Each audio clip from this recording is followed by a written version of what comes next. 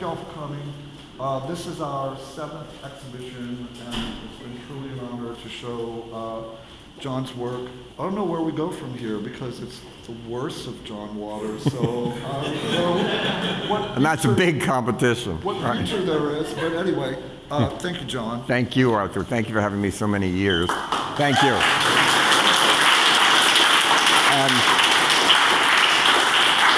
since we're going to walk around, I'm going to briefly talk about them. We'll kind of go this way because we'll start, I guess, basically the kind of work I do is I know how much the art world hates celebrity. I do too, so I make fun of myself even doing it.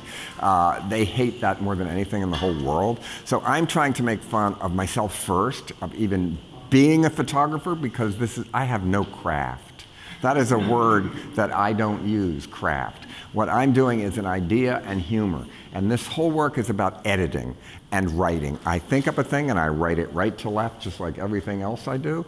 And I put in there editing. And I think that even in the worst movie, there's 1 second that's good. And that's what we're trying to find. You can take something you really love, 1 second of a movie, and celebrate it. So I'm like a failed publicist. And I'll start with this, the most failed publicist. This is when we were making Pecker, a movie that satirized the art world. I noticed that the gaffers were making me marks every day, the marks the actors have to hit, and they were creating art for me without knowing it. So I photographed them because this is the only thing that can't be in a movie still. Every movie still you've seen, those actors hit the mark. There's no costumes, there's no stars, there's no dialogue. There's the one thing you can't see in a movie still. That's why I'm saying I would be the most failed publicist ever. And that's why we started on these marks. So that's one version. Then this one was just inside my house, that everything is interesting. Look under your bed and take a picture of it. Look in a closet. It's like I raided my own house and invaded my own privacy. These are true crime ones, that basically cases that startled me and horrified me. This was a terrible woman. Kate Millett wrote a great book about it called The Basement.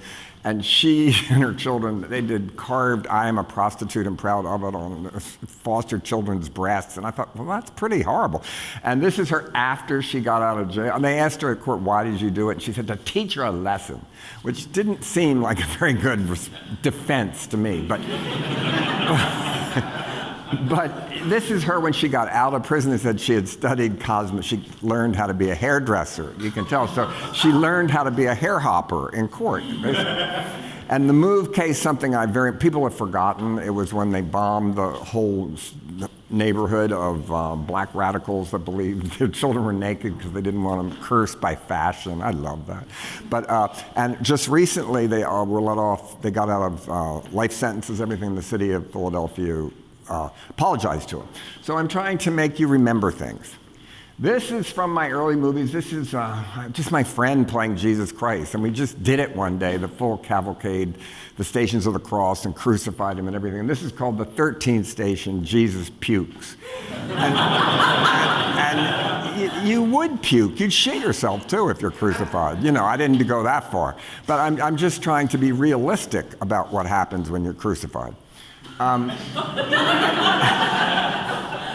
And this, of course, is a New Orleans piece, the Process Church, which was here. And when I lived here, I went in the Process Church because I thought the boys with little black capes that worship Satan and Jesus were kind of cute. I would go there to cruise, but I didn't believe in the satanic church. I mean this one. This is the different. And that was the leader, and as it is, I guess that could be, I don't know, either way. But it was here in New Orleans, and it was one of the few places they had it. There's a great documentary about it that explains it, too.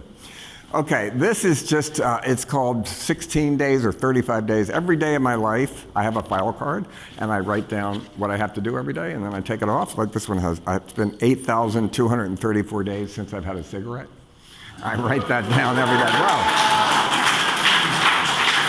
And so this is just a reminder, and I realized all my cards, I scratch off the thing, and at the end I look at it and I thought, wow, they look like, bad Cy Twombly drawings.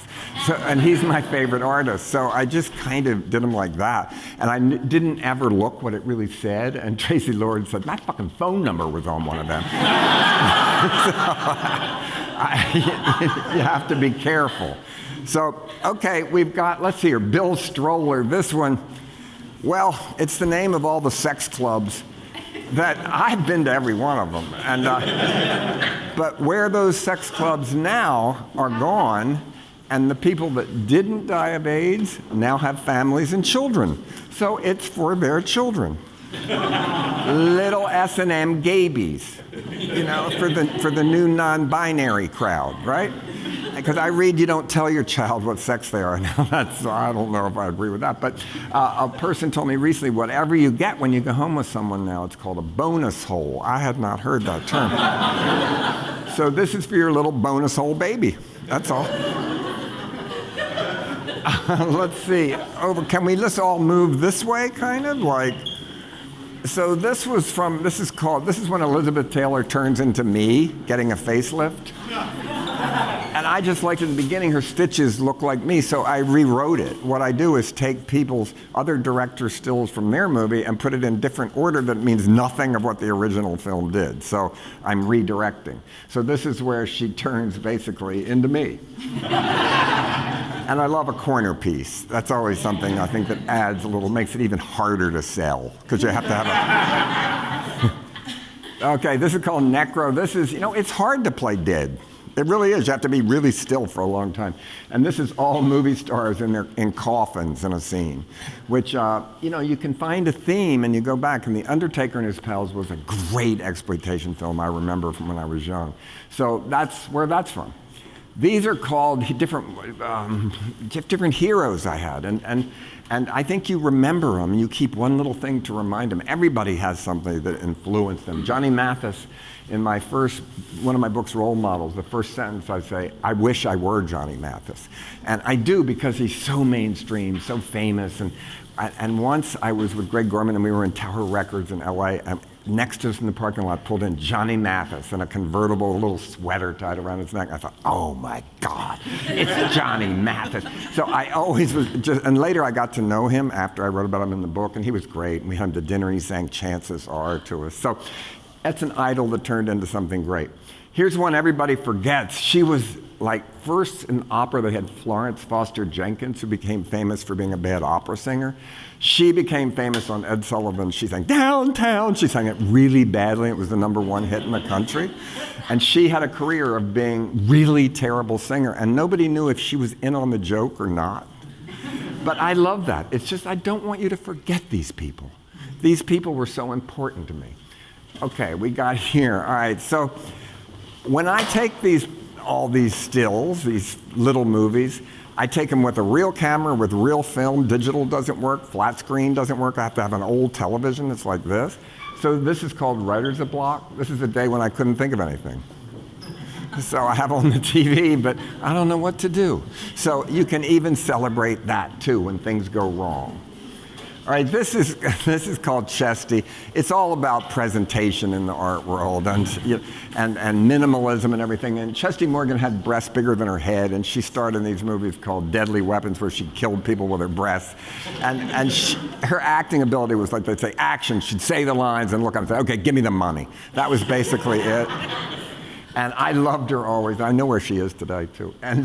But this is just a picture of her. It's about show business. It's all about presentation, her pitiful little career, but like framed in a way that makes her look like Marilyn Monroe or one of the biggest stars ever, which in my world she was.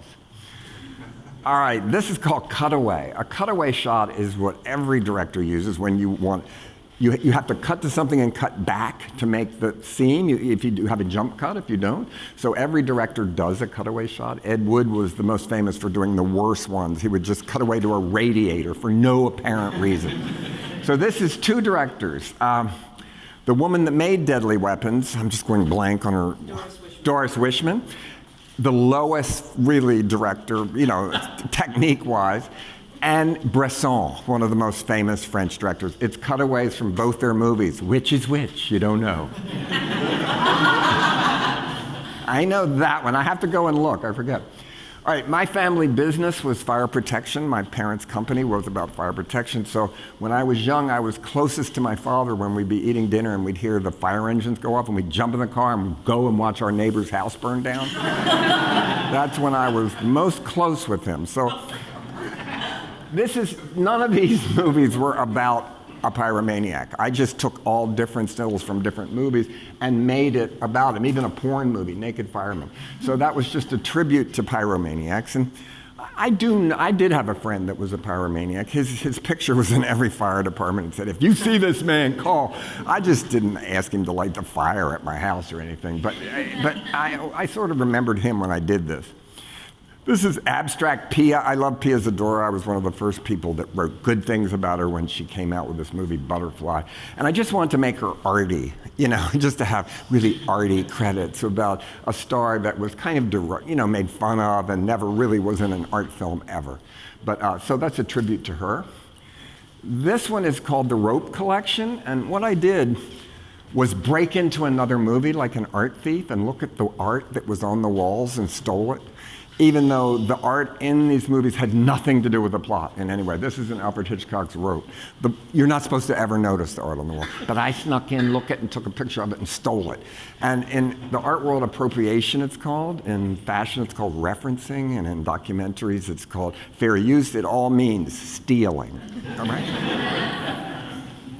All right, now, this is one of my favorite pieces. There's only two. I mean, it's an edition of 5, but I don't know how we'll ever make another one. It's Ike and Tina Turner. It is, I guess, terrible because it's called Control, which he was to her. This is when I first saw Ike and Tina Turner perform in about 1964 in a Union Hall in Baltimore, and they came in an old school bus, hand-lettered Ike and Tina Turner show on the side. She had a rotten, dirty mink coat and a mustache, and she was so good, I'll tell you. I hated, she was really great when she was with Ike, terrible. And even when Ike died, the meanest headline in the New York Post said, Ike beats Tina to death, which is I know, but that is an amazing tabloid headline. And she got as far away, she moved to Zurich. That is as far away as you can get from Ike Turner than anywhere in the world, and was very grand in Zurich. So it's just about her beginnings, and Ike was so scary and everything, and such a freak, but I got this idea because there was a book about Manson called Witness to Evil, and on the cover was him with the girls on puppets, and so I just put her on puppets like it was the same deal. He controlled her. All right, these are called library science. Libraries were very important to me when I was young. I had my first sexual experience in a library. And these are like porn versions of real, and these are real books. So My Fair Lady was My Foul Lady. But these books really did come out. I didn't make them up. Clitty Clitty Bang Bang is my favorite. Yeah, but these are real books. So I found these, and then I had to find the paperbacks of Eat God's Little Faker, even Around the World in 80 Days, but that meant something else. Around the World was a sexual thing. So you can think of every book title and think dirty, and think of a dirty version. Okay, final one here, gore. This I hand cut these out like me with a spinning wheel and Ghost. No, I'm just kidding. My craft, as I said, is pretty pitiful. I just went in with Herschel Gordon Lewis, who did all the gore movies and made Blood Feast, and he was the first person that ever did a vomit bag you got. And when you went to see his movies at the drive-in, you honk every time you saw gore. And later I had a drive-in for the Museum of Modern Art during COVID, and we showed Irreversible and Climax, and I told them to honk every time you see art, which was kind of great. But these are just gore from Herschel Gordon Lewis's movies that I cut out abstractly. And I think, people make fun of sofa art. Well, wouldn't this look nice over your sofa? So that's it. Would anybody have any questions or anything? Yeah, John, I want to do Frank. We want to go back in the other two rooms. I just want to, end where we started, where, this is the worst of John Waters. Yeah. But, what do you see, like, you want to make more work, or? Sure, I do. I have a whole idea for a new show. But that's a year. I mean, to do that, definitely. I have an idea for the next thing I'm going to do. But I never talk about something before I do it. That's bad luck. You got to talk about it forever after you do it, if you're lucky. if they want to talk about it forever. Right. So these pieces, some of them I haven't even seen, like the cutaway one I haven't seen since the first show it was in. So I like the idea that by saying the worst, I mean it from all viewpoints. Some of them are hard to sell. Some of them are obscure. Some of them are dirty. Some of them are the thing like this. You have to have the right kind of couch, I guess, you know. But I think that it is all about humor in some ways. I love the extremes of the art world. I'm not criticizing. I hate art for the people. I think that's a terrible idea. I like all the elitism of the art world, where you have to learn special words. You have to be able to see in a new way. It's a magic trick that Mike Kelly could turn some dirty rags he bought in a thrift shop and be $1 million now for a piece of work. That's magic. That's not. People say my kid could have done it. Boy, they should have, stupid. It just sold for $1 million. Yeah. So I'm all for art that makes people angry, and I don't think mine's good enough to make people angry. But I think it still can make you smile in a way that maybe you're not supposed to in the art world, because art can be witty, but can it be funny? That's a question that I'm always trying to answer. Funny is different, not funny peculiar or funny witty, but funny ha-ha. I don't know. So John has done all 3 galleries in the past, and we've done quite a few different things. But anyway, this time we asked John to go ahead and invite 2 artists that are going to be showing with him. Yeah, and I'd like to go in there and talk a little. Okay. So these works are by Frankie Rice, an artist that I'm a big fan of for a long time. I own 2 of them. I have one in my lawn in Baltimore and one in Provincetown. I think they're great. You want to butch up your garden? It's like that, but it's damaged butch. It's kind of classical and beautiful, and at the same time a little bit flawed. And I think that's very, very powerful to do. This other work he did, it's AIDS medication kind of as glory hole dicks in all different ways, which I think is very important, and it's talking about using humor in a way, but they're beautiful sculptures. I have one right outside my bedroom. And it's sort of drooping. You know, you don't want to be too bragging. You don't want to disappoint people. But this has all kinds, a Hollywood loaf, a bent one, up, down, everything. So, and there really used to be bars where you walk in and people would just stand there and dicks would come through. And you're lucky, you didn't know. It might be Rex Reed. You don't know what's on the other side. So I think that it goes together very well, because these are kind of pitifully beautiful, and these are strong and damaged, and I think it all goes together, and I think his work is very, very powerful. And I tell you, they look so great outside. Really, the flowers are scared of them. So it's good. In the back here, this is Paul Lee, whose work I like very much. He did all these collages with sandpaper. Now, I don't know what sandpaper is. I've never touched sandpaper. I'm too gay. If someone handed me a piece of sandpaper, I'd be embarrassed. I wouldn't know what to do with it. I've never touched sandpaper. I don't know what it is, but I like the idea of how butch it is. And so these are like pitiful little collages of sandpaper, which really move me for some reason. And this video, when it's going, is this giant roll of sandpaper for 15 minutes, as it goes through in a factory, and it's all different. He draws on it and everything. So I think of this as this kind of Richard Serra piece, if it was really pitiful. So I'm just liking artists that confuse you with how they're trying to make you see something that's very strong and but in a weaker way, or very, very different. And I think all the work kind of goes together like that there is some humor involved in it, but everybody very much knows what they want. So thank you for coming, and look around. Now that I've talked about each piece, you might be able to see it in a different way, or at least it'll be a little clearer to you what it's about. Thank you.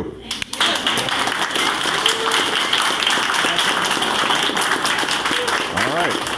Thank you.